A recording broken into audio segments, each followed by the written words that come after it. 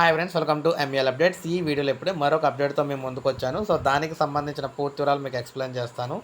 ఇక టాపిక్లోకి వెళ్ళిపోదాం మనం. రేపే ఏపీకి భారీ అల్పపీడనం. సో రాష్ట్రంలో అక్కడక్కడ ఇప్పుడు ప్రజెంట్ ఓ మోస్తరుగా వర్షాలు అయితే కురుస్తున్నాయి. సో రేపు రాష్ట్ర వ్యాప్తంగా మరొక భారీ అల్పపీడనం ఏర్పడబోతుంది. నవంబర్ 9వ తారీఖున భారీ అల్పపీడనం ఏర్పడబోతుందని వాతావరణ శాఖ తెలియజేయడం జరిగిందనమాట.